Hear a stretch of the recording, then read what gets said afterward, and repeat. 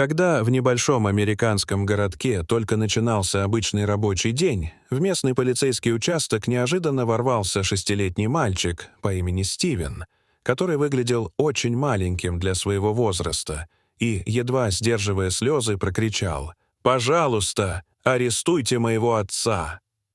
Сначала полицейские восприняли это как какую-то шутку, но ребенок не унимался и раз за разом повторял свою странную просьбу. Тогда дежурный позвал Кэтрин, сотрудницу, которая специализировалась на работе с детьми, чтобы та, наконец, разобралась в ситуации.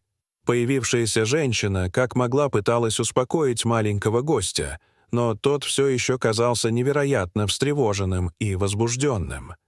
Однако сотрудники не могли предпринять никаких действий до тех пор, пока не получили бы хоть какую-то информацию от Стивена. Кэтрин и ее коллега, сержант Пол, начали задавать мальчику простые вопросы, чтобы привести его в чувство и выяснить, наконец, правду. Тем не менее, Стивен продолжал жалобно плакать, а затем он выдал: «Срочно арестуйте моего папу. Его нужно как можно скорее отправить в тюрьму».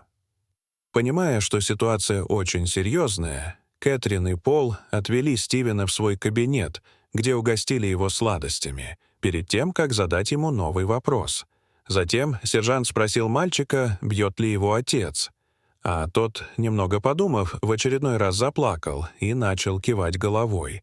Тогда Кэтрин снова успокоила малыша и спросила, что сейчас делает его отец. И как мальчику удалось выбраться из дома. А Стивен без раздумий ответил, что он дождался, когда папа наконец ляжет спать, а затем сразу же побежал в полицейский участок. На вопрос про свой домашний адрес мальчик сначала пожал плечами, а затем выпалил, что их маленький дом находится рядом со старой водонапорной башней. А Пол тут же кивнул в ответ, так как он понял, что это за здание. Кэтрин попыталась уточнить, где сейчас мама мальчика, на что тот ответил, что уже давно ее не видел. Ребенок добавил, что, по словам отца, мама однажды ушла гулять, но так и не вернулась домой. После услышанного в головах полицейских стали появляться самые страшные домыслы.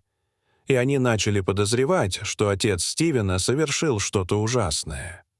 Видя, что взрослые наконец его слушают, мальчик продолжал настаивать, чтобы отца обязательно арестовали и ни в коем случае не позволили ему сбежать. По словам Стивена, папа в последнее время стал особенно агрессивным и не раз повторял, что он больше не сможет этого вынести, при этом громко хлопая дверцей холодильника. Сержант решил больше не медлить и направил к дому мальчика наряд полиции. Меньше чем через час несколько вооруженных полицейских ворвались в тот самый маленький дом рядом с водонапорной башней, который выглядел очень старым и ветхим. Внутри обстановка была очень бедной, но помещение при этом выглядело прибранным и ухоженным.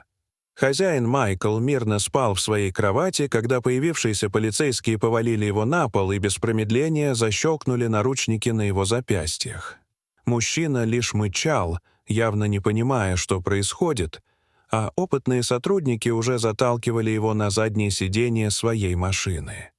Наконец, придя в себя, подозреваемый начал кричать, что у него дома остался маленький сын, на что один из сотрудников резко заявил, что ребенок уже давно у них в участке, а арестованному теперь придется ответить за все совершенные им злодеяния. Когда Майкла привезли в участок, Пол был очень удивлен. Он ожидал увидеть злобного психопата, который жестоко издевался над своей женой и сыном. Но вместо этого перед ним стоял очень худой и явно болезненный мужчина с провалившимися внутрь тусклыми глазами. Через мгновение арестованного завели внутрь, а Стивен, увидев отца, как ни странно, побежал к нему навстречу и со слезами на глазах бросился ему на шею. Мужчина с облегчением крепко обнял своего сына и также не смог сдержать слез. Майкл вымолвил: «Сынок, я думал, с тобой что-то случилось, когда меня привезли в полицию». Стивен ответил: «Папа, это я сказал дяденьке, чтобы тебя арестовали».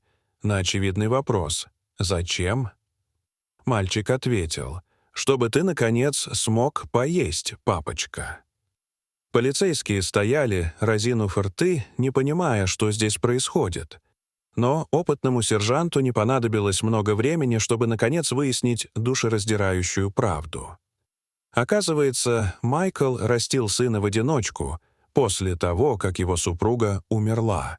Чтобы не травмировать психику Стивена, отец сказал ему, что мама ушла погулять, а мальчик с тех пор ждал и надеялся, когда она вернется. У самого Майкла при этом в последнее время начались серьезные проблемы со здоровьем. У него не было даже среднего образования, из-за чего он перебивался лишь небольшими случайными заработками, которых едва хватало на то, чтобы накормить и одеть сына. При этом сам мужчина часто оставался голодным, жертвуя все своему любимому сыночку. Однажды ночью Стивен увидел, как отец громко хлопнул дверцей практически пустого холодильника и зарыдал от бессилия и своей ущербности. Мальчик очень хотел хоть как-то помочь голодному и страдающему отцу. И вот однажды он узнал из новостей по телевизору, что в местной тюрьме заключенных кормят 3 раза в день. После чего Стивену в голову пришла гениальная идея, и он без промедления побежал в полицейский участок. Когда печальная правда наконец раскрылась, даже суровые полицейские не смогли сдержать эмоций. Они сытно накормили Майкла и Стивена собственными обедами и отвезли их домой. Однако на этом история не закончилась.